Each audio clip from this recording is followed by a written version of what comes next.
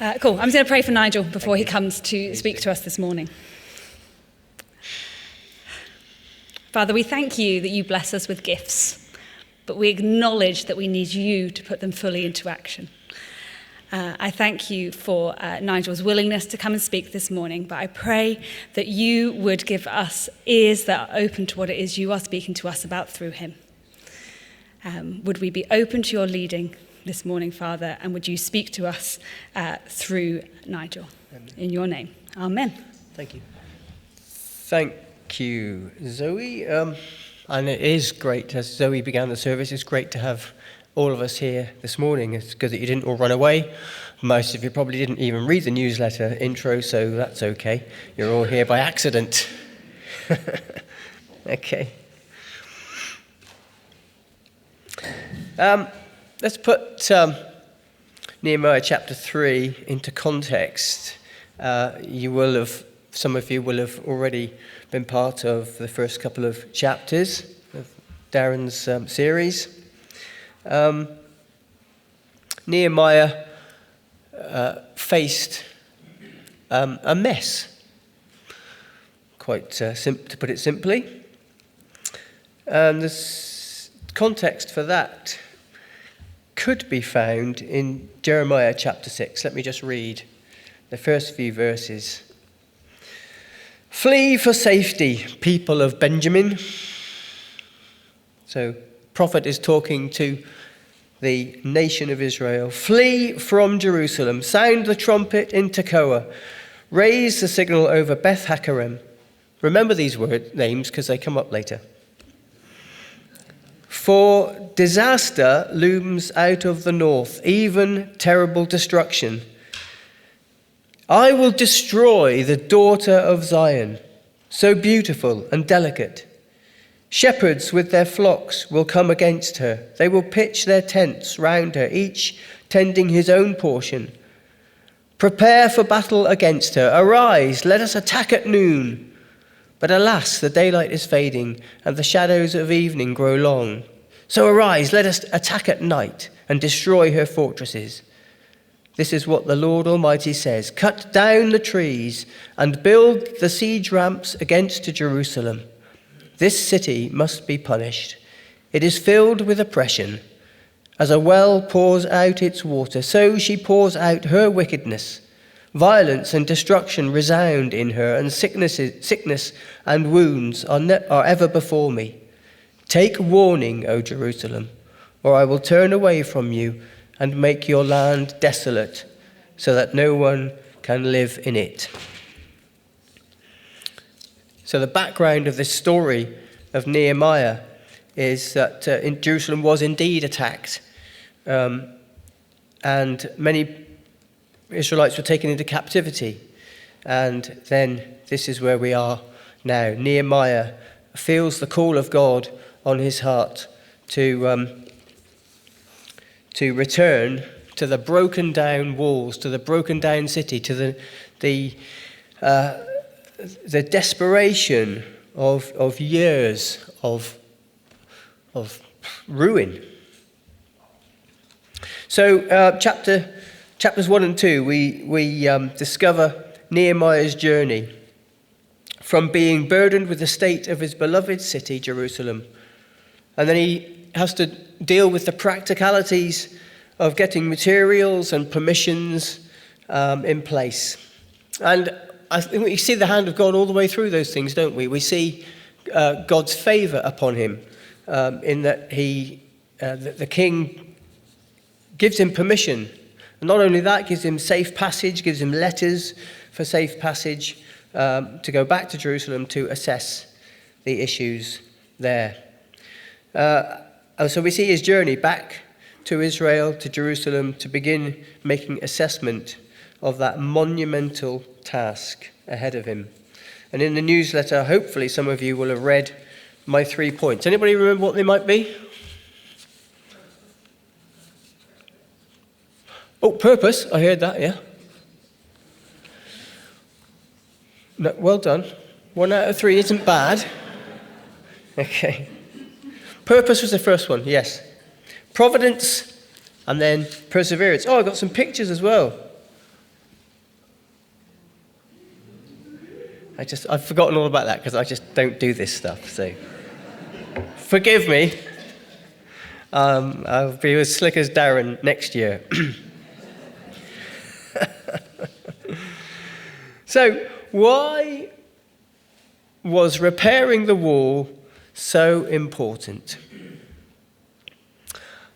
Well, Jerusalem, as we've said, that's a daughter of Zion. It's such a special, unique place. It was the beating heart of the nation of Israel, the way I describe it. It was a destination for pilgrimage, a place of sacrifice, significant feast days. People went there because it was the place to be.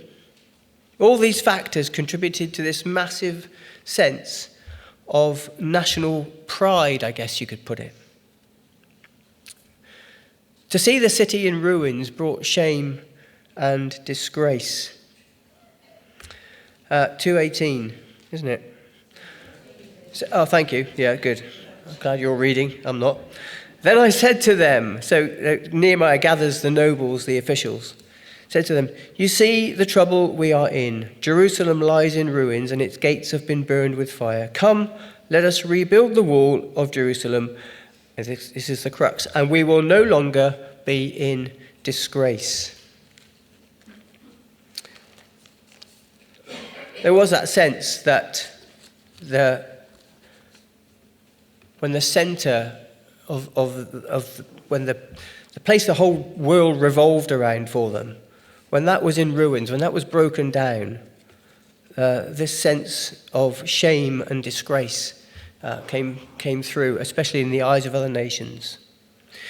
Nehemiah appeals to that deep sense of national identity felt by Jacob. And I use the name Jacob because obviously Israel is established through Jacob and his 12 sons. This story is told and retold through the narrative of the Old Testament, the rough road to being established as a nation, God's nation. And through that, the vehicle by which God's rescue plan would unfold to the rest of humanity. So the purpose. Nehemiah assesses the state of the walls. He could be forgiven for spiraling into a state of depression, as the magnitude of this unachievable task stood before him and sunk in. Talking about unachievable tasks, my wife often gets frustrated with me because we live less than a mile from our local tip. And so I'm the one generally that gets to do the dump runs in our home. So I load up all the stuff that needs to go. Every time we have to have a clear out, and I take it all to the dump, and inevitably end up rescuing a lawnmower or a couple of bicycles or something, because I just I can't bear them going in the skips like that. So inevitably take some stuff away, bring some stuff home. One day I'll get around to fixing that or fiddling with it. And the bits and pieces just mount up, don't they? And they sort of take over little corners, and then they take over a bit of the garden, and then they take over the top of the drive. And this frustrates my dear wife no end. I know it does. I do apologise. And then you start looking at the stuff, and it just becomes part of your life, doesn't it? It becomes part of what's there. Until Kate says, "Just get rid of it. I'm fed up with not being able to see down the drive. I'm fed up with the garden being full up with this stuff." And I totally understand and sympathise. I say it publicly, darling. But sometimes we let this stuff just mount up, and hoarders are like this, aren't they, I suppose? You can get to a stage where actually that it's now unachievable. I can't face that. I can't do it. And so it just continues to get bigger and bigger. But fortunately, Nehemiah doesn't do this. He doesn't kind of descend into this state of depression. Nehemiah, understanding this principle, God equips the called. He doesn't necessarily call the equipped. And if you're a person sitting here this morning that says, "Well, God can't use me," I rebuke that because God can use everyone. As he calls, he equips. The danger that we often fall into is this little one, that we're so a bit kind of consumed with waiting for God to sort of tell us something really, really deep and huge, really sort of too heavenly minded to be of any earthly use. We miss what's going on around us. We miss the very thing that God is directing us to do. God has put in front of us, because we're waiting for some kind of revelation to show us or tell us exactly what to do. God doesn't always give us a whole blueprint. He'll give us the first step, as we've heard before. So if you believe God is calling you to something, if you feel there's something on your heart that you should be doing, that you want to be doing, then explore it with somebody. That first step will be the step that takes you into the second step. God equips the called. He doesn't necessarily call the equipped. So Nehemiah, understanding this principle, he steps back and formulates a plan. One of my favourite characters in the Bible is Joseph. I mean, some of you may have heard this before, but I love Joseph because I'm not clever like him, but one of the things that strikes me about Joseph is the fact that he applies common sense to the situation he's in. As you know, all the way through his life, he had a bit of a tricky start. And his brothers didn't like him very much. There was a lot of jealousy, a lot of hatred. They got rid of him and thought they were done with him forever. And but those were the steps that God used to take him to a new place, and that he could become the answer to many problems, but particularly when God revealed to him that a famine was imminent in Egypt. He was right there, and he was in that situation. But he applied common sense to the situation. Nehemiah was the same. He had three things before him, three simple steps that he was going to take. He stood back from the situation and he said, okay, what's the situation? It's a big wall. There are lots of holes. How do we approach this? Is there any more straightforward and common sense approach to a situation? So that was the purpose. The art of a good leader, as Nehemiah turns out to become, is demonstrated by the ability to inspire followers and enable them. So, first of all, you want them to buy into a project, don't you? You want to, if you're a leader, you need followers, and there are some factors that will help you to help people to get what you mean, to get on board with you. To invest personally and to take ownership. There are quite a number of nasty examples throughout world history of persuasive and charismatic leaders who have, yes, inspired followers and convinced them to buy in to a cause less than noble. Dictators, cult leaders, even perhaps sometimes church leaders. It's vitally important that we hold everything up to the light and test things. Everything is up for discussion and scrutiny, or it should be.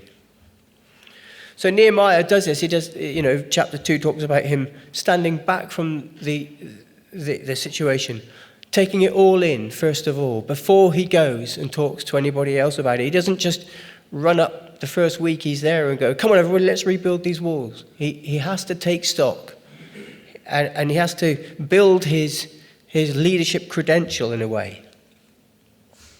So So he's wise and humble enough to present this considered plan to the priests, the nobles, officials, and the people.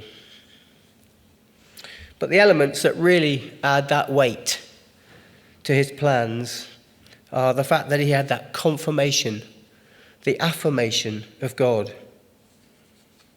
He deliberately acknowledges, as Zoe has read for us today already, God's gracious hand, chapter 2, verse 18, in every stage. Timing is perfect. After decades of disrepair, Nehemiah is the one chosen to initiate the restoration of Israel's, Jacob's, security, identity, and perhaps reputation? I don't know. Certainly security and identity. So, moving into chapter 3, I've called it the Hall of Fame, and the title of the sermon today was Full Circle, because chapter 3 goes from the sheep gate and it lists all these people who went all the way around the wall. It's incredibly detailed, and it takes in all of the various spaces and how much each family or each person did, and it does the whole circle of the wall, which is incredible detail. So I've called it, chapter 3 is like a hall of fame for those who put their shoulders to the work. So when I go to a cinema, we sit and watch a film, and you think about the work that's gone into a film. And I think we're sometimes a little bit inclined to dismiss all that hard work, all those hundreds of person hours that have been put in by the actors, and particularly all the behind-the-scenes crew. I've always wondered, what does a key grip do? Maybe you haven't. Nice. I'm usually one of the last to leave a cinema because I feel just a little bit bad, I guess, for getting up as soon as the closing scene plays out. Nearly everyone gets up as if they've kind of heard a silent fire alarm somewhere. They all just get up and start walking. But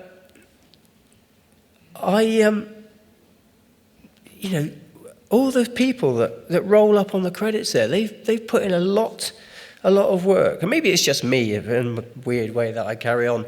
But I just feel that it's, you're just brushing all that aside. I think we just need to appreciate, if my name was in there, I would like people to sit there and watch all the credits go up. If I was one of the last people, not the producer or anything like that, I know I couldn't do that. But it's easy to dismiss these names. Having said that, I didn't want to inflict it upon anybody to read the whole of Nehemiah chapter 3. Somebody told me it was going to be the most boring chapter. Well, maybe you're feeling that already, but I don't think it is. The more I've studied it, the more I've looked into it, the more I've read the people's names and the significance of what they've done. It's monumental. It's amazing. I think it's worth noting that the walls probably weren't completely ruined. There seemed to be just gaps where the siege ramps had been put up against, where people had broken through. It was unlikely that it was a complete rebuild of the wall. And I think some of the pictures show us that it's more patchy. There are patches that have been repaired. So 52 days is pretty impressive to fix up a wall of this size. And people obviously worked really, really hard on it. So I didn't want to read the whole of the chapter, but having said that, I still feel it wasn't right to dismiss some of the places, particularly some of the bits where I'm going to refer to something in the New Testament, which holds significance from the people who lived in the legacy of their ancestors. So if we turn to John chapter 5, so Jesus meets this man. Sometime later, Jesus went up to Jerusalem for a feast of the Jews. Now there is in Jerusalem, near the sheep gate, now that's the relevance here, the sheep gate, the reference there, near the sheep gate, a pool which in Aramaic is called Bethesda, and which is surrounded by 5 covered colonnades. Here a great number of disabled people used to lie, the blind, the lame, the paralyzed. One who was there had been an invalid for 38 years. When Jesus saw him lying there and learned that he had been in this condition for a long time, he asked him, "Do you want to get well?" "Sir," the invalid replied, "I have no one to help me into the pool when the water is stirred."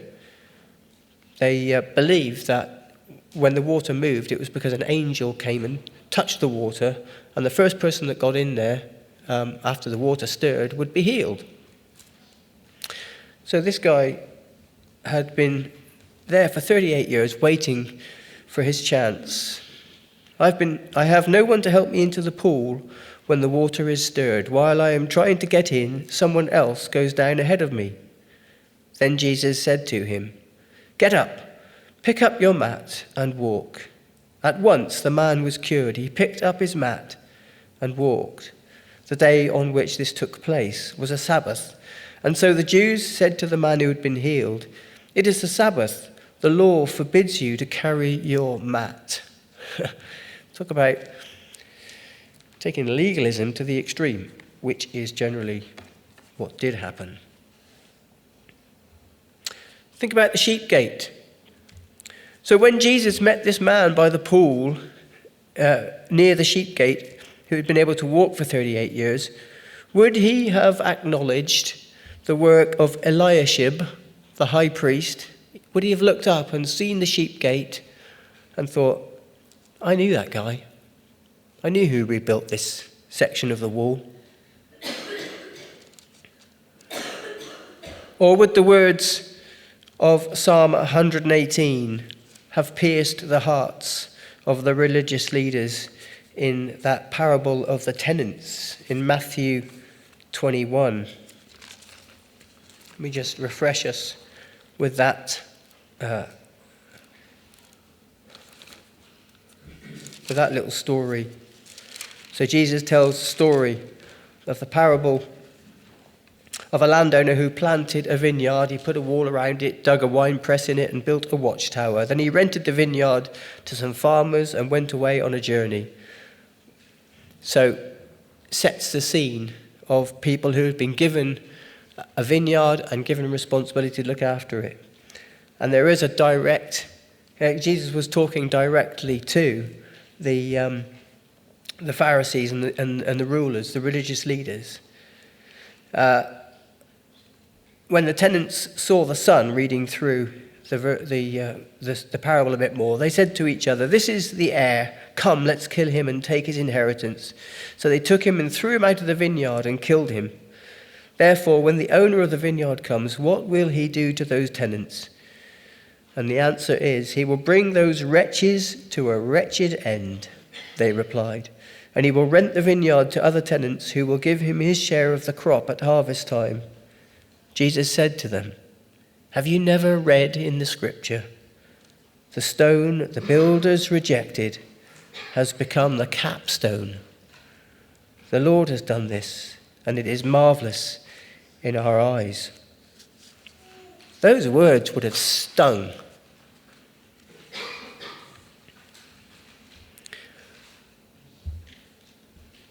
So, chapter 3 is a long list of names, well worth digging into. And that's why I did title this message Full Circle. But I'd rather highlight just a few names that stand out to me. There were several who repaired the wall right outside their own homes.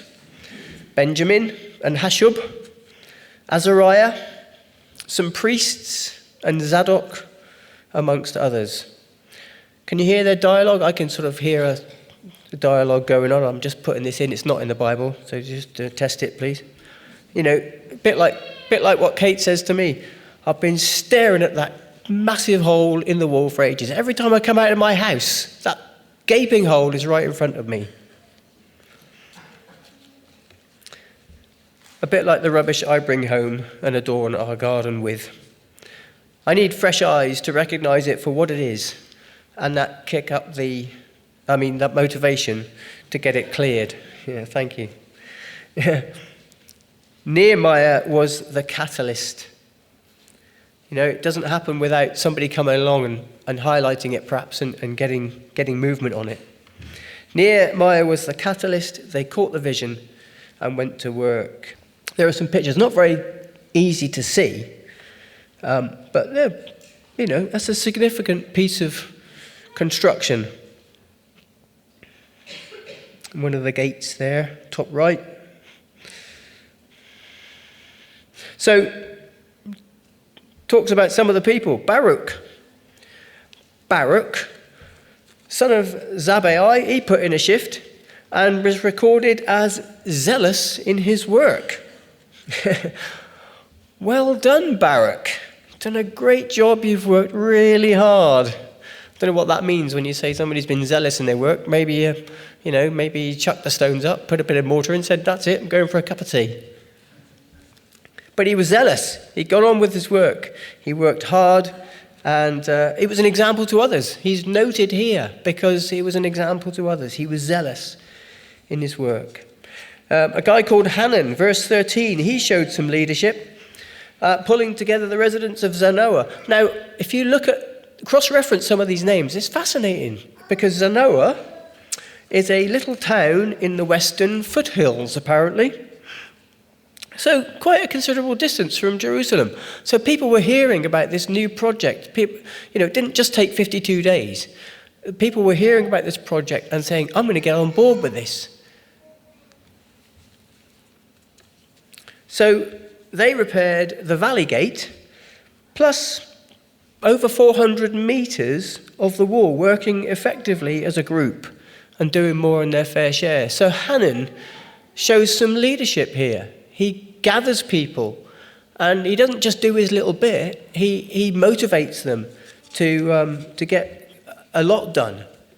The men of Tekoa, about roughly 10 miles outside of Jerusalem, so I understand, they repaired 2 sections, verse 5.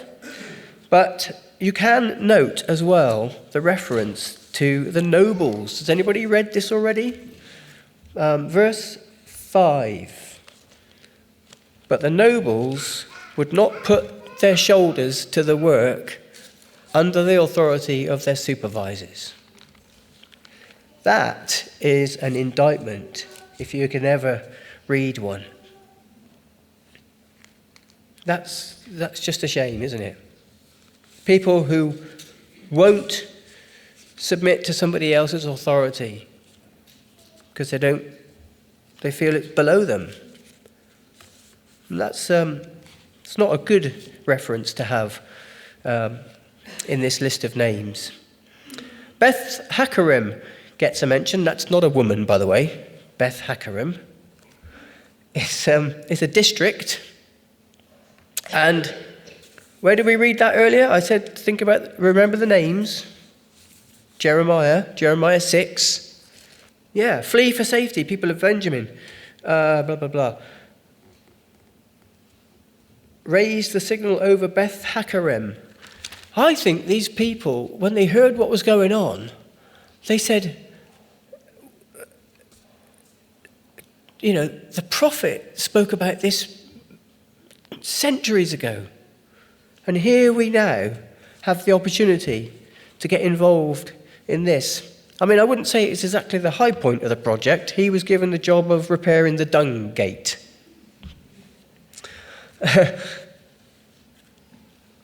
These people were invested. And let's not overlook the role of Shallum, son of Halohesh.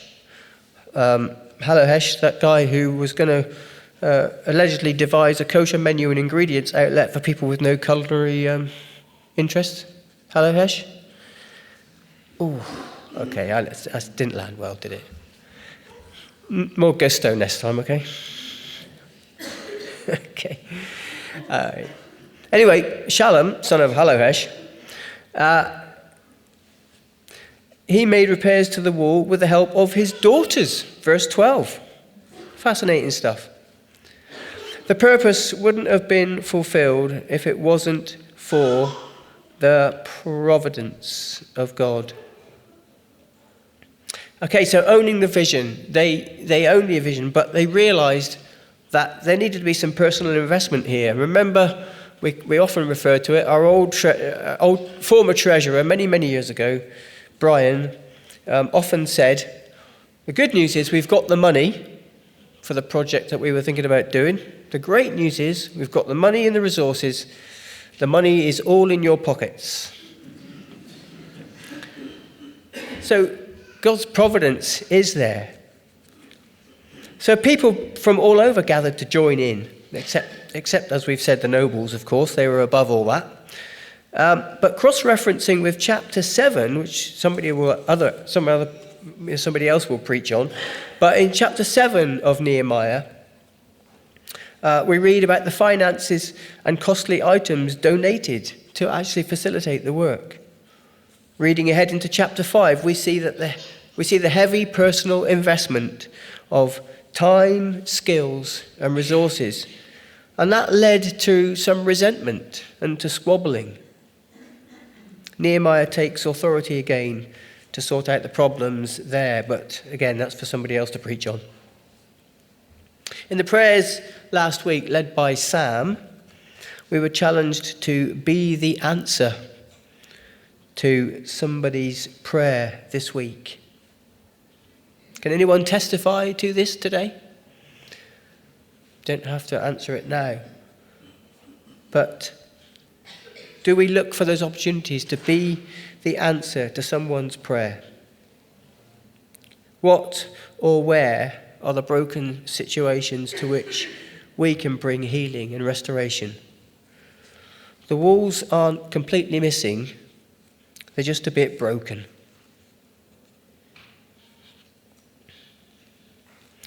What will our legacy be?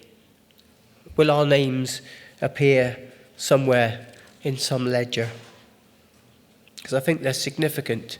It's significant that they appear in this chapter. So that brings us on to our last P, perseverance. Because, of course, all of this does require dedication and perseverance. The wall was repaired in 52 days, but the whole process, I imagine, took many, many months, if not years. It's really easy to jump on board when everyone's enthusiastic and it's all happening, it's all going. But what about when the challenges mount up and the obstacles appear insurmountable?